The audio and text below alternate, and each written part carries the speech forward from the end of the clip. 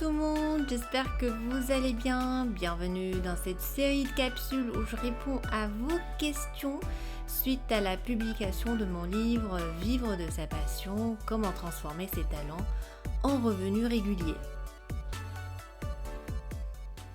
Aujourd'hui, je réponds à la question de combien d'argent aurais-je besoin pour lancer mon entreprise. Alors, le montant d'argent dont vous allez avoir besoin pour créer et lancer votre entreprise dépendra de plusieurs facteurs. Par exemple, du type d'entreprise que vous souhaitez démarrer et de son business model. Alors, ce que j'entends par cela, c'est aussi la taille de l'entreprise que vous voulez lancer. Est-ce que c'est vraiment une micro-entreprise où il n'y a que vous qui travaillez dedans, ou est-ce que vous comptez avoir des salariés notamment?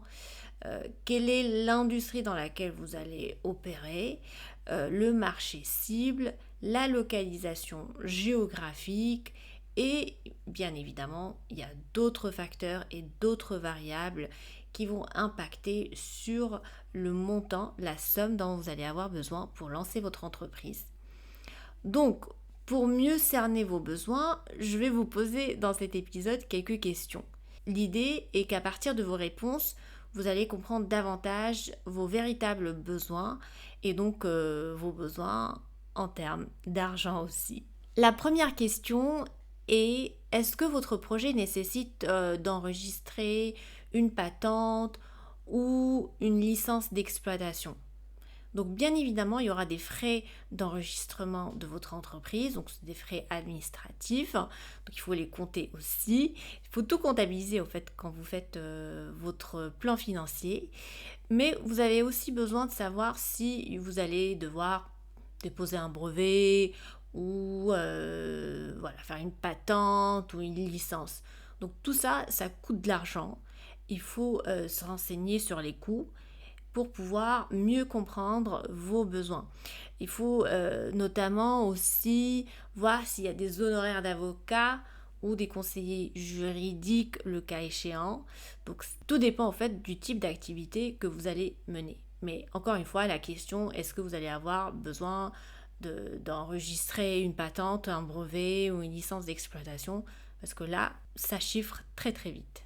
Deuxième question, est-ce que votre projet nécessite l'achat ou la location d'équipements et de matériel? Donc si par exemple vous avez besoin d'équipements spécifiques, si vous ouvrez une salle de sport, bien évidemment il faudra acheter du matériel de sport. Si par exemple vous lancez une imprimerie, pareil, il vous faut des imprimantes pour pouvoir imprimer. Si en l'occurrence vous avez un cabinet de consulting, j'imagine que vous allez avoir besoin d'ordinateurs. Je pense que vous allez avoir besoin d'ordinateurs quel que soit le type d'activité. Mais voilà, ça vous donne une idée de ce qu'il faudra comptabiliser.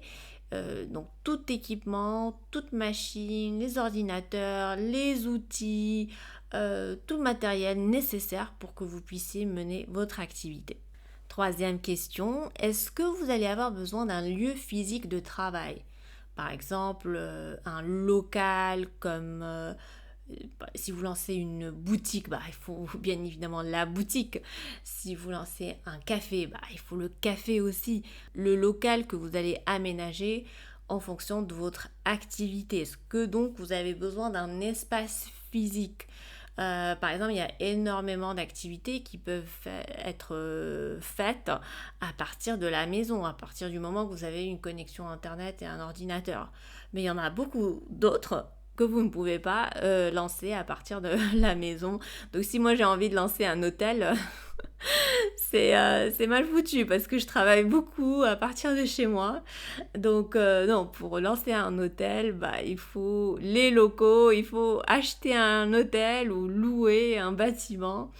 Et donc là, c'est une question cruciale parce que ça bouffe énormément d'argent, tout ce qui est location et achat, que ce soit du lieu pour stocker de la marchandise ou du lieu où vous allez accueillir vos clients. Tout ça, ça coûte énormément d'argent et il faut en être conscient et tout simplement l'inclure dans votre tableau. Quatrième question, est-ce que vous allez avoir besoin d'acheter de la marchandise ou de la matière première? Donc du stock ou des produits par exemple. Donc est-ce que vous allez avoir besoin d'acheter du stock? Parce que si vous fournissez des services, vous n'allez pas avoir de matière première, enfin la matière première ça va être la matière grise. Mais si vous comptez par exemple aménager un restaurant ou un café ou une boutique ou une imprimerie, voilà, évidemment, il y a des produits qu'il va falloir acheter. Et donc, c'est du stock et il faut penser aussi à l'endroit où vous allez les stocker. Donc, non seulement ça a un coût de les acheter, mais ça a aussi un coût de les stocker. Cinquième question, avez-vous déjà une clientèle ou est-ce que vous allez investir pour acquérir de nouveaux clients? Donc ça va être dans tout ce qui est marketing, publicité. Il faudra faire connaître votre entreprise, hein, parce que si vous démarrez à peine, personne ne vous connaît. Donc il faudra investir dans ce qu'on appelle le CAC, le Cost of Client Acquisition. Donc il faudra investir pour pouvoir acquérir vos premiers clients, vos ambassadeurs. Et donc voilà, ça va exiger des dépenses en marketing, en publicité et en promotion. Votre business, est-ce qu'il nécessite du personnel ou est-ce que vous pouvez automatiser votre activité principalement sur Internet? Donc effectivement, il y aura des business où vous allez avoir besoin de recruter du monde, mais d'autres business peuvent être facilement automatisés sur Internet et vous n'avez pas forcément besoin de la présence d'autres employés au moment de la transaction. Et ça, moi, j'adore parce qu'effectivement, c'est le rêve de tout le monde de pouvoir tout j'arrive même plus à dire le mot, tout automatiser. C'est le rêve de pouvoir se réveiller le matin et de trouver que voilà, on a fait des ventes alors qu'on dormait et qu'il n'y a pas eu besoin de présence de qui que ce soit pour être là, pour faire la transaction. Donc ça c'est important, mais effectivement il y a d'autres business où il est juste impossible d'envisager zéro employé, donc il faut recruter du monde, des salariés et là effectivement il faut prévoir les coûts liés aux salaires, aux avantages sociaux, aux taxes, voilà, les impôts ça va vous suivre. Septième question, quelles sont les autres dépenses que vous allez avoir? Alors là ça va être des dépenses pour faire fonctionner votre entreprise. Donc par exemple les assurances, le téléphone, internet, les frais d'entretien, frais de ménage si vous avez des locaux, les services publics. Donc tout ça, à quoi ça va ressembler en fait en termes de dépenses? Il faut tout anticiper. Il ne faut pas se dire, ah ben non, ça c'est pas beaucoup, pas besoin de mettre sur mon plan financier. Non, bah il faut tout mettre parce qu'en fait ça s'additionne. 10 plus 20 plus 30 plus 50, bah en fait on se rend compte que ça chiffre très très vite et c'est important d'être conscient de ces dépenses pour mieux orienter son argent et son énergie et surtout pour ne pas avoir de mauvaises surprises.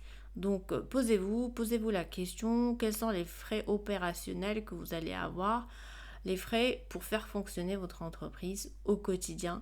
Donc notez tout, hein, même votre facture EDF, votre facture d'énergie, tout ça, il faut que ça soit noté. Et la huitième question, de combien auriez-vous besoin pour subvenir aux besoins de l'entreprise avant même qu'elle ne devienne rentable? Donc j'entends par cela le fonds de roulement. Donc il est essentiel d'avoir des réserves de trésorerie pour faire face à ces dépenses avant que votre entreprise ne commence à générer des revenus. Donc d'abord, elle va pas générer de revenus, ensuite elle va commencer à générer des revenus et à un moment donné, ça sera le point mort qui est le break-even point. Et là, vous aurez autant de dépenses que de revenus. Mais c'est à partir de ce moment-là, du break-even point, qu'on peut vraiment parler de bénéfices, de profits, de marge, etc. Mais avant tout cela, ça va être un travail qui va nécessiter un fonds de roulement, donc de l'argent dans la caisse qui va faire vivre votre activité en attendant qu'elle puisse être autogénératrice. Donc là aussi, il faudra comptabiliser tout cela et être extrêmement pragmatique, logique, réaliste, pas trop optimiste. Ça, c'est ma façon de faire parce que j'aime bien garder de la marge. Sait-on jamais, il y a des choses qu'on ne peut pas toujours prévoir.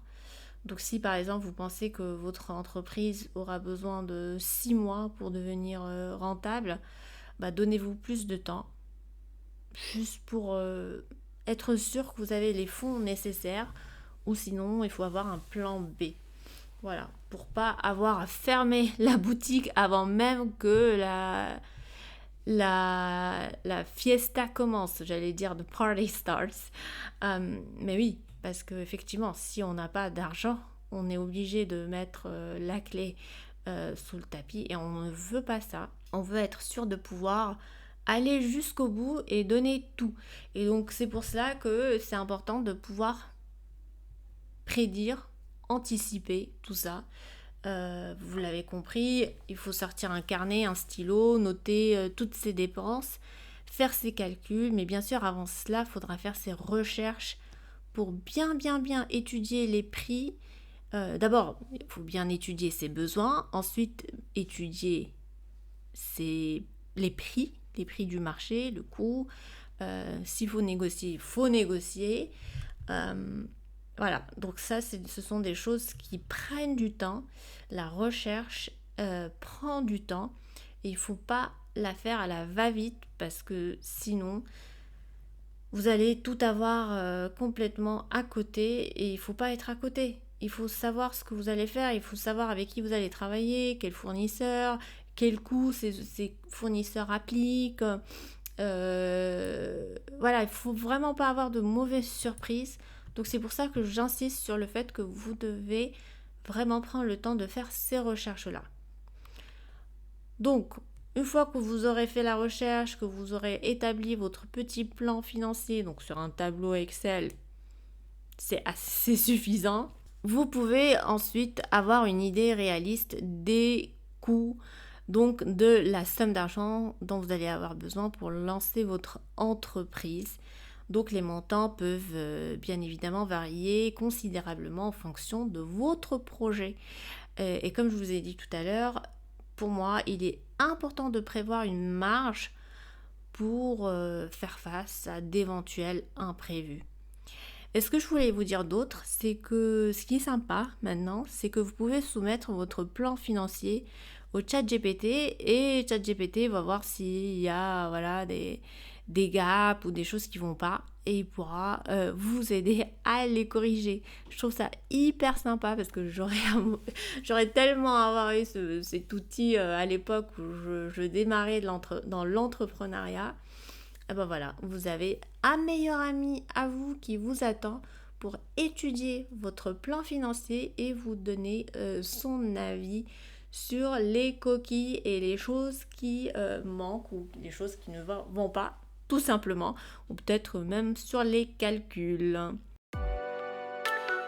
Voilà les amis, si vous souhaitez aller plus loin et prendre en main la création de votre projet entrepreneurial, je vous invite à lire mon guide Vivre de sa passion, comment transformer ses talents en revenus réguliers.